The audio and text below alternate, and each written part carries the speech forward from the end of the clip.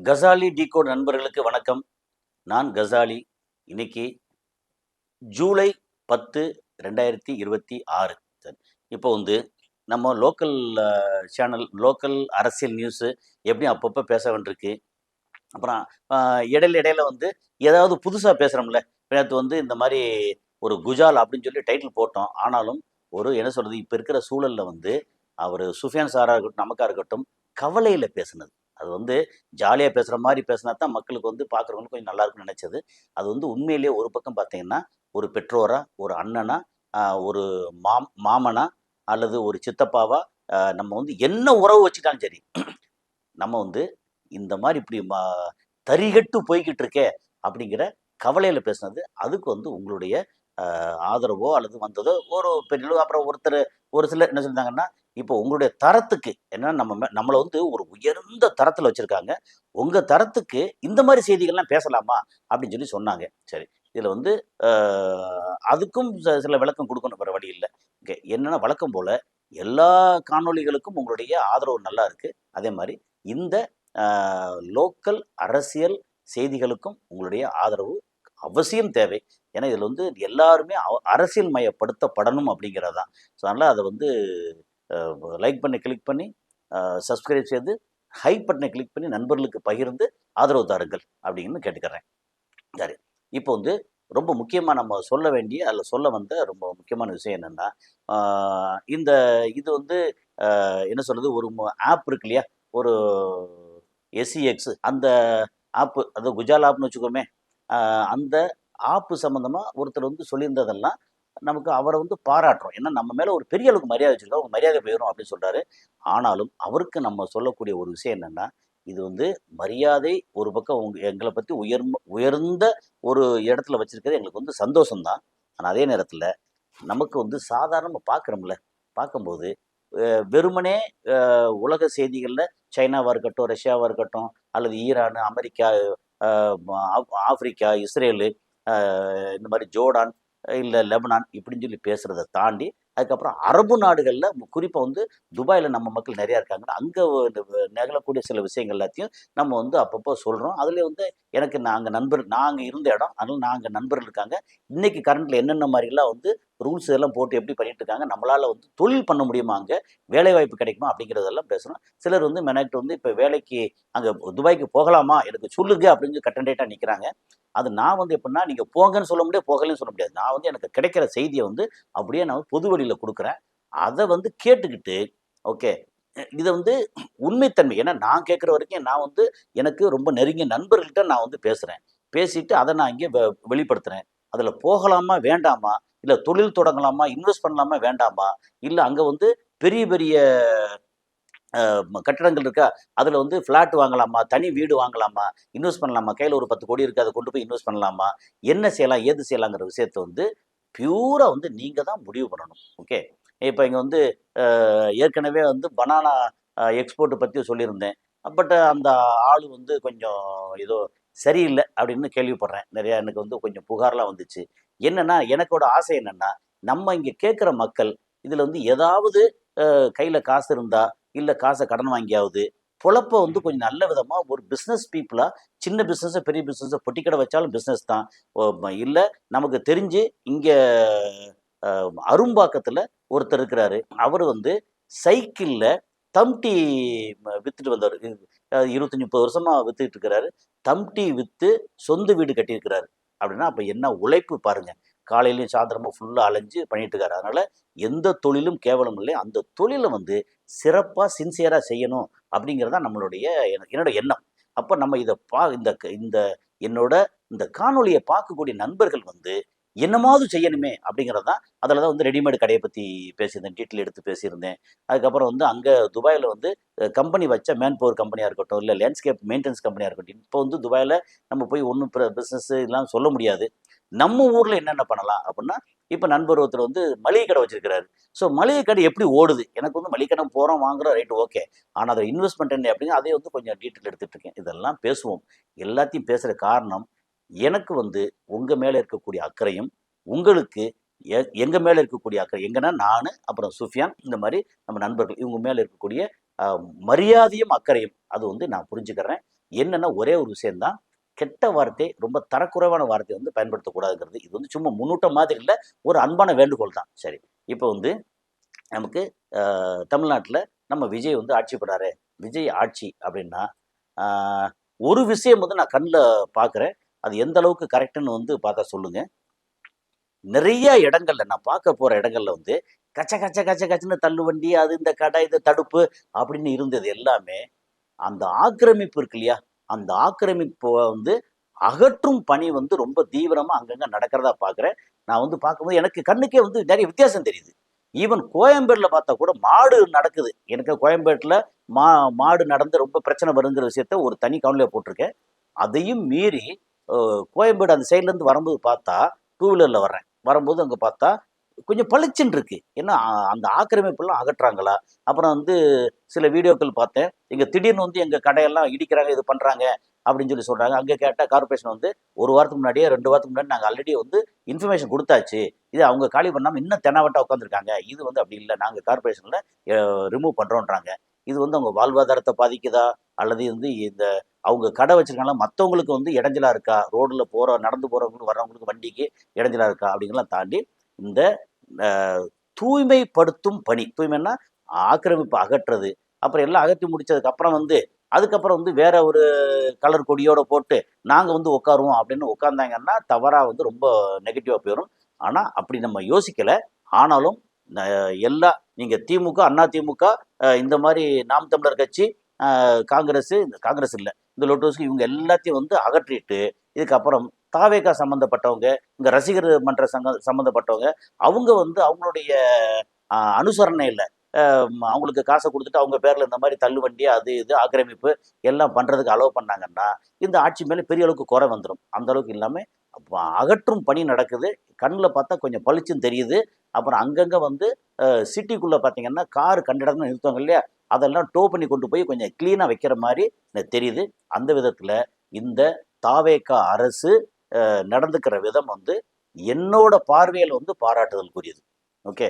இது வந்து அவங்களுடைய வாழ்க்கை என்ன ஆகும்? நீங்க இஷ்டத்துக்கு பேசுறீங்களே, அவங்க பாவம் இல்லையா? அப்படின்னு சொல்லி அந்த சொல்றதெல்லாம் வந்து நான் ஒரு ஓரமா வச்சுக்கிறேன். என்னன்னா, அவங்க வாழ்க்கைக்கு என்ன பண்ணணுமோ அத வந்து அரசு செய்யணும். தானும் முன்வரணும். 100% அரசு வந்து ஃபீட் பண்ண முடியாது. ஏதோ இருக்கிறத வச்சு என்னென்ன பண்ணலாம்னு சொல்லி பண்ணலாமே ஒழிய, மத்தபடி இடத்த ஆக்குபை பண்றேன், ரோட்ட ஆக்குபை பண்றேன், அ ம எ மக்கள வந்து என்னோட இதுக்காக சுயநலத்துக்காக எல்லாத்தையும் வந்து ரொம்ப பாடாப்படுத்துறேன்னு வரக்கூடாது. அதுக்கு இன்னொரு உதாரணம் சொல்லிருவோம். இந்த மாரி Zepto, Zomato, Swiggy, இந்த மாரி வந்து அ ஃபுட் டெலிவரி, மெட்டீரியல் டெலிவரி இருக்காங்க இல்லையா? அந்த பைக் இருக்கு பாருங்க. அவங்க வந்து உள்ளுக்குள்ள போற வேகமும், படுத்துற பாடும். ஏன்னா, இந்த Blinkit அப்படின்னுக்குள்ள பொருட்கள் வந்து வீடு வந்து சேர்ந்துரும் அப்படின்னு சொல்லி சொல்றாங்க இல்லையா? அ அப்படின்னுக்குள்ள வீடு வந்து சேர்றதா இருந்தா, இடையில எத்தன பேர் அடிபட்டு சாகுறது, இல்ல கை, கால் உடையறது. அப்போ அந்த வேகம் அப்படின்ற ஒரு விஷயத்த வச்சு, நம்ம இதுல பார்த்தீங்கன்னா குண்டும் குழியும் இருக்கு. இல்ல ரோடு நல்ல ரோடு இல்ல. அப்புறம் எல்லாருமே குறுக்கு மறுக்க போறாங்க. அதுக்குள்ளேயும் வந்து ரொம்ப சாகசம் பண்ணி குறுக்கு மறுக்கும் போயி, அவங்க பொழப்பு ஓடணுங்கிறதுக்காக எத்தன பேர காவு வாங்குறாங்க அப்படிங்கிற ஒரு விஷயம் இருக்கு. இது வந்து இந்த டெலிவரி சம்மந்தப்பட்ட கம்பெனிகளோ, அவங்க ஆட்களோ என் மேல கோவப்பட்டாலும் எனக்கு கவலை இல்ல. ஏன்னா உண்மையிலேயே அவ்வளோ மோசமா, அவ்வளோ கேவலமா நெறையா டிரைவிங் வந்து பண்ணிட்டு இருக்காங்க. நானே நெறையா பார்க்குறேன். அவங்க வந்து சர்ன்னு உள்ளுக்குள்ள புடிச்சு போறது அப்படிங்கிறது ரொம்ப கேவலமான விஷயம். அதையும் முறைப்படுத்தணும் அப்படிங்கிறது. இதுக்கு முன்னாடி வந்து எப்படி பார்த்தாலும் ஆட்டோ வழக்கம் போல சல்லு சல்லுன்னு போய் உள்ளுக்குள்ள குறுக்க மறுக்க போவாங்க. அதுக்கப்புறம் இன்னொன்னு ரொம்ப முக்கியமா இந்த அரசு அந்த ஆக்கிரமிப்பு அகற்றுறது நல்ல விஷயம். எப்படி தைரியமா பண்றாங்களோ அது மாரி ரொம்ப முக்கியமா, இந்த ரெட் சிக்னல் இருக்கு இல்லையா? ஆ சிக்னல்ல சிவப்பு விளக்கு எரிஞ்சதுன்னா, அதையும் மீறி இஷ்டத்துக்கு கிராஸ் பண்ணி போறது. இது வந்து எவ்வளவு டேஞ்சர். இது துபாய்ல அப்படி கிராஸ் பண்ணி போனா, முன்னாடி வந்து ஒரு 15 வருஷத்துக்கு முன்னாடிலாம் பார்த்தா, ஒரு ரூ. 50,000 ஃபைன். ஒரு வாட்டி கிராஸ் பண்ணி போனா. 3 நாள் ஜெயிலு. அதுக்கப்புறம் 3 வாட்டி அப்படி கிராஸ் பண்ணி போயாச்சுன்னா, அவங்களுடைய மொத்த லைசென்ஸும் கேன்சல். அப்படின்னு தீவிரமா வந்து அவங்க நடவடிக்கை எடுத்தாங்க. இப்போ அத விட மோசமா எடுக்கிறதா சொல்றாங்க. அத விட தீவிரமா. அத விட மோசமான தீவிரமா. அப்போ ரெட் சிக்னல் அங்கருந்து வரும்போது கிரீன் முடிஞ்சு ஆரஞ்சு வருதா, எல்லோ வருதா, வந்த உடனே நிறுத்திருவோம். அதுக்கப்புறம் யாருக்கு கிரீன் வருதோ அவங்க போகணும். அப்படின்ற அந்த ஒழுக்கம் எப்ப வருது? நல்லா ஃபைன் போடணும். ஜெயில்ல போடுறாய்ங்க. அந்த ஜெயில்ல போடுறது யாரா இருந்தாலும், லோக்கல்ல அராபா இருந்தாலும் பரவால்ல, இந்தியனா இருந்தாலும் பரவால்ல, இங்கிலீஷ்காரனா இருந்தாலும் பரவால்ல, யாரா இருந்தாலும் பரவால்ல. ரெட் சிக்னல் கிராஸ் பண்றது வந்து கிரைம். அப்படின்னு அவங்க வந்து அறிவிச்சு அவ்வளோ அழகா பண்றாங்கல்ல. நம்ம ஊரில் ரெட் சிக்னலை பற்றி கவலையே படுறதில்ல. நம்ம போய்கிட்டு இருக்கோம், ஆரஞ்சு வருது, எல்லோ வருது. நம்ம வந்து ரெட் சிக்னல் வரப்போதே நின்னோம்னா பின்னாடி வந்து இடிச்சிடுறாங்க. அப்படி வந்து நான் வந்து இடி வாங்கி என் காரில் வந்து நான் இடி வாங்கியிருக்கேன். அந்த மாதிரி அது வந்து திட்டுறாங்க வந்து, யோ அறிவு இல்லையா ஏன் போகலை அப்படின்னு. யோ ரெட்டு நிற்குதே அதெல்லாம் நிற்கத்தான் நீ ஏன் போகலை அப்படின்னு திட்டு வாங்கி சண்டைக்கு வந்திருக்காங்க என் கூட. ஸோ இந்த மாதிரி இந்த விஷயத்தையும் கரெக்டாக கவனத்தில் கொண்டு இதை வந்து நடவடிக்கை எடுக்கணும் அப்படிங்கிறது. அதெல்லாம் போக இங்கே அந்த கீர்த்தனாங்கிற என்ன மாண்புமிகு கீர்த்தனா அவங்க நடந்துக்கிட்ட விதம் வந்து நிறைய ட்ரோல் வந்துருச்சு. அதுக்கப்புறம் வந்து அவர் ரமேஷாக இருக்கட்டும், நிறைய அமைச்சர்கள், அப்புறம் வந்து கரூருக்கு போகிறது, இது மாதிரி ஏகப்பட்ட விஷயங்கள் நடந்துக்கிட்டு இருக்கு. அப்புறம் அங்கே வந்து கோர்ட்டில் இவங்களுக்கு சாதகமாக வந்தது, டிஎம்கேக்கு பாதகமாக வந்தது அப்படின்ற விஷயமும் நடந்துக்கிட்டு இருக்கு. எது எப்படி இருந்தாலும் ஒரே ஒரு விஷயம்தான், இந்த அரசுக்கு நம்ம சொல்ல வேண்டியது வந்து மக்கள் எல்லாத்தையும் கவனிச்சுக்கிட்டு இருக்காங்க. இப்போ பார்த்தீங்கன்னா பெண்கள் மத்தியில் இந்த அரசுக்கு ஆதரவு குறைஞ்சிருச்சு. எவ்வளோ பெர்சன்டேஜ் குறைஞ்சிருக்கும்னா, மேபி முன்னாடி வந்து அவங்க எவ்வளோ மக்கள் பெண்கள் வந்து ஓட்டு போட்டாங்களோ, அந்த ஓட்டு போட்ட பெண்கள் வந்து ஒரு 30-40% வந்து இந்த அரசு மேலே அதிருப்தியில் இருக்காங்க. அதுக்கு ரொம்ப முக்கியமான காரணம் இவங்க வந்து நடந்துக்கிற விதமாக இருக்கட்டும், பவர் கட்டாக இருக்கட்டும், அல்லது 2500 கொடுக்குறேன்னு சொல்லி இந்த இவர் ரமேஷ் இந்த அமைச்சர் ரமேஷ் இருக்காரு, அவர் இதில் வந்து இவர் கேட்குறாரு, என்னாச்சு 2500 கொடுப்பேன், எப்போ கொடுப்பீங்க அப்படின்னு கேட்குறாரு. உடனே ஓகே ஓகே போங்க போங்க அப்படின்னு அனுப்பிச்சி விட்றாங்க. அப்போ அவர் வந்து உள்ள அலோவ் பண்ணாமல் வெளியேற்றுறாங்க. அப்போது கேள்வி கேட்கவே முடியலை. நம்ம சொன்னோம்ல, அந்த சொன்ன இடத்துல என்னென்ன கொடுக்க போகிறோம், 2500 கண்டிப்பாக கொடுங்க அப்படின்னு. அது 1000 ரூபாய் கொஞ்சம் கொடுத்து அனுப்பிச்சி விடுங்க, பரவாயில்ல. 2500 சொன்னீங்கல்ல, சொன்னது எப்படி செய்வீங்கன்னு ஒன்று இருக்குல்ல. அப்போது ஒன்று வெள்ளை அறிக்கை போட்டோம், இதெல்லாம் நஷ்டத்தில் இருக்குது அப்படின்னு. இதுக்கு முன்னாடி தெரியாதா? நஷ்டத்தில் ஓடுன்னு தெரியாதா? எல்லாம் தெரிஞ்சு மக்களை வந்து ஏமாத்துற வேலையை மட்டும் செஞ்சா மக்கள் எல்லாத்தையும் கவனிச்சுக்கிட்டு இருக்காங்க. அதையும் மீறி நமக்கு வந்து மேலே இருக்கிறவன் பார்த்துக்குவான், இவிஎம்ல வந்து நம்மளுக்கு நல்லா அட்ஜஸ்ட் பண்ணி விட்டு இங்கே வந்து திமுக ஓட்டில் 4க்கு 1 ஓட்டு வந்து முதல்ல செட் பண்ணி வச்சுருவோம். அதுக்கப்புறம் அதிமுக ஓட்டு ரொம்ப வர்ற மாதிரி இருக்கா, அதில் வந்து 5க்கு 1 ஓட்டு வந்து நமக்கு செட் பண்ணி வச்சுருவோம் அப்படின்னு சொல்லி அப்படிலாம் செட் பண்ணி வந்து இனிமேல் அவங்கள முழுசாக நம்பி இப்போ திராவிடத்தை இந்த ஏரியாவில் வந்து திராவிடம் அப்படிங்கிறத எல்லாத்தையும் குலைச்சி சீர்குலைச்சிட்டு அதுக்கப்புறம் வந்து பிஜேபி ரொம்ப பெருசாக வர்றதுக்கு ஏற்பாடு பண்ணுறாங்களா அப்படிங்கிற வந்து சந்தேகமெல்லாம் இருக்குது. அதை வந்து நீங்கள் பலிகடா ஆகிற மாதிரி இருந்துச்சு அப்படின்னா உங்களுக்கு என்ன நடக்கும் அப்படின்னா, நீங்கள் வந்து சினிமாவில் உச்சத்தில் இருந்து இப்போ அரசியலில் உச்சத்தில் இருக்கிற நீங்கள் நாளைக்கு வந்து தெருவில் நிற்க வேண்டிய நிலைமை வரலாம். தெருவில்னா இப்போ நம்மள சாதாரண ஆட்கள் மாதிரி இல்லை. இதுவும் இல்லாமல் அதுவும் இல்லாமல் ஐயோ இப்படி பண்ணிட்டோமே அப்படின்னு எல்லாரும் வந்து வெறுத்து போகிற அளவுக்கு வந்துடக்கூடாது. மக்கள் எல்லாத்தையும் கவனிக்கிறாங்க. அந்த கவனிக்கிற மக்களுக்கு வந்து துரோகம் பண்ணாமல், அது ரொம்ப ரொம்ப முக்கியம், துரோகம் பண்ணாமல் நல்லது பண்ணணும். ஏன் முதல்ல வந்து இந்த மாதிரி ஆக்கிரமிப்பு அகற்றத்தை நல்லது சொன்னோம்னா எல்லா மக்களுக்கும் நல்லது. ஒரு 2 பேர் கடை வச்சிருக்காங்கன்னா 200 பேர் வந்து டெய்லி வந்து அடிபடுறாங்க, பாடாப்படுறாங்க. அதை வந்து அகற்றுங்க.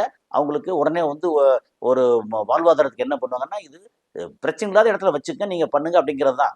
அது மாதிரி நீங்கள் செய்கிற ஒவ்வொரு செயலும், அதுவும் போக நீங்கள் வந்து அரசு பதவி கொடுக்கறது அது வந்து விமர்சனத்துக்கு உரியது.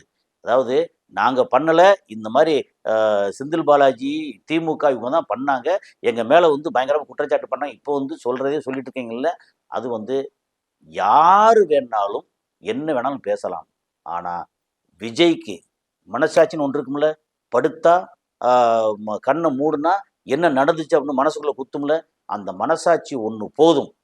ஓகே, யார் பார்த்தாலும் யார் பார்க்காட்டாலும் என்ன நடந்தாலும் சரி, மனசாட்சிக்கு பயந்து ஓகே விரோதம் இல்லாமல் என்ன பண்ணட்டும்.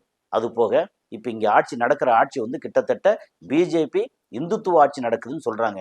கோயம்புத்தூரில் சர்ச்சு கட்டக்கூடாது, கல்லறிய தூரத்தில் வந்து சர்ச்சு வந்து கட்டுறீங்கன்னு சொல்லி ஜிஆர் சுவாமிநாதன் அவர் வந்து சொல்ல, எதுக்கெடுத்தாலும் அவர் தான் முன்னாடி வர்றாரு, அவர் சொல்கிறாரு. அப்படிங்கிற இடத்துல ஓகே நீங்கள் வந்து என்ன செய்ய போகிறீங்க? அதாவது நீங்கள் சர்ச்சு கட்டுங்க, கோயில் கட்டுங்க, மசூதி கட்டுங்க, அதெல்லாம் பிரச்சனை இல்லை. ஆனால் இதை எடுப்போம், இதை இடிப்போம், அதை செய்வோம் அப்படின்னு மக்கள்கிட்ட நாங்கள் பார்த்தீங்களா நாங்கள் தான் காவலன் அப்படின்னு கொண்டு வர்றத உங்களை வந்து விஜய் ஓகே அவர் வந்து சினிமாவில் ஒரு சூப்பர் ஸ்டார் ரைட், அரசியலில் இன்னைக்கு பார்த்தீங்கன்னா ஒரு சூப்பர் ஸ்டார் ரைட். ஆனால் இது வந்து எதுவுமே நிரந்தரம் இல்லை. உங்களை வந்து கவனிச்சுட்டே இருக்காங்க. நீங்கள் வந்து 2 மாதத்துலேயே உங்களுடைய புகழ் வந்து லேசாக இறங்க ஆரம்பிச்சிருச்சு அப்படிங்கிறது நிதர்சனம். அந்த நிதர்சனத்தை புரிஞ்சுக்கிட்டு கரெக்டாக நடந்தால் உங்களுக்கு எதிர்காலம் நல்லா இருக்கும். இன்னும் ஒன்று, யாரும் யாரையும் சப்ரஸ் பண்ண முடியாது. யாரும் யாரையும் நம்பி இல்லை. அதே நேரத்தில் ஒருத்தர் இன்னொருத்தரை நம்பித்தான் இருக்காங்க. நமக்கு இந்த மாதிரி இந்த சட்டை போடுறோமா, பல பேர் உழைப்பு. ஓகே, இப்போ நம்ம பேசுகிறோமா, பல பேர் உழைப்பு. எல்லாத்துக்கும் பல பேர் உழைப்பு இருக்குது. ஆனால் நான் உன்னை கோச்சுக்கிட்டேன், உன்னால் உன்னை வந்து அழிச்சிருவோம் பார் அப்படின்னா யாரும் யாரையும் ஒன்றும் பண்ண முடியாது. அது வந்து டெம்பரவரி நடவடிக்கை. ஆனானப்பட்ட ஹிட்லரே வந்து காணா போயாச்சு, முசோலினி காணா போயாச்சு, இடி அமீன் காணா போயாச்சு.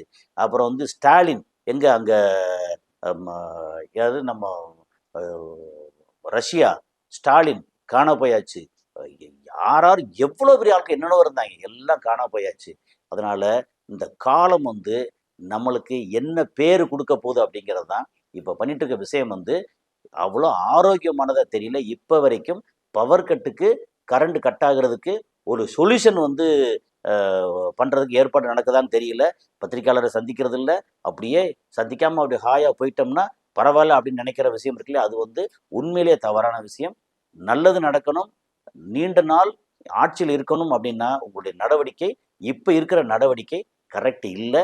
நீங்கள் வந்து அங்கே அதிமுகவில் யாரெல்லாம் குற்றஞ்சாட்டி பயங்கரமாக இந்த மாதிரி ஊழல் ஊழல் லஞ்சம் அப்படின்னு இருந்தாங்களோ அவங்கள பூரா எல்லாம் சேர்த்து வாஷிங் மிஷினில் போட்டு செலவு செய்கிற மாதிரி எல்லாம் சேர்த்து வைக்கிறது இருக்கு இல்லையா, அது வந்து இன்னும் பொதுமக்கள் மத்தியில் பெரிய முணுமுணுப்பு வந்து சேருது. நீங்கள் வந்து மாற்றத்துக்கான ஆள் இல்லைன்ற பேச்சு வருது. அதை வந்து திருத்திக்கிறதுக்கு இன்னும் வந்து முடிச்சு போகலை. திருத்திக்கிறதுக்கு ஒரு வாய்ப்பு. எப்படி நீங்களே திருந்திக்கிற போகிறீங்க, திருந்தி எப்படி நல்லாட்சி கொடுக்க போகிறீங்க அப்படிங்கிறத பொதுமக்களில் ஒருத்தராக நானும் பார்க்க தயாராக இருக்கேன். ஸோ உங்களுக்கு வந்து நல்ல எதிர்காலம் அமையும்னா நீங்கள் நல்லவராக இருக்கணும், நல்லவராக இருக்கணும், வல்லவராகவும் இருக்கணும். இப்போ ஸ்டாலினை சொல்லுவாங்க வந்து எப்படின்னா அவர் நல்லவராக இருந்தார், ஆனால் வல்லவராக இல்லை. நிறைய நடவடிக்கையே எடுக்காமல் இருந்தார். அப்போது இந்த மாதிரி ஒரு பிரச்சனை வரும்போது நடவடிக்கை எடுத்திருந்தா இது இவ்வளோ பெரிய மாற்றம்லாம் வந்திருக்காது, வேற மாதிரி வந்திருக்கும். அதனால் ஸ்டாலின் வந்து நல்லவர் ஆனால் வல்லவர் இல்லை அப்படிங்கிற மாதிரி நீங்கள் வந்து நீங்கள் நடந்துக்கிற விதமே பார்த்தீங்கன்னா உண்மையில ஒரு பக்கம் பார்த்தா பயமாக இருக்குது. ஏன்னா மக்களுக்கு ரொம்ப நெருக்கமாக சாதகமாக மக்களுக்காக ஆட்சி கொடுக்கக்கூடிய ஒருத்தரா, அல்லது என்னடா தான் பரவாயில்லன்னு கண்ணையும் காதையும் மூடிட்டு போகக்கூடிய ஒரு ஆட்சியாளரா அப்படிங்கிறது எதிர்காலம் வந்து அப்படி நடந்துக்கிட்டு இருக்கும்போது எதிர்காலம் நமக்கு என்ன கொடுக்க போகுது அப்படிங்கிறது விரைவில் தெரியும். ஸோ அடுத்த காலையில் சந்திப்போம். நன்றி.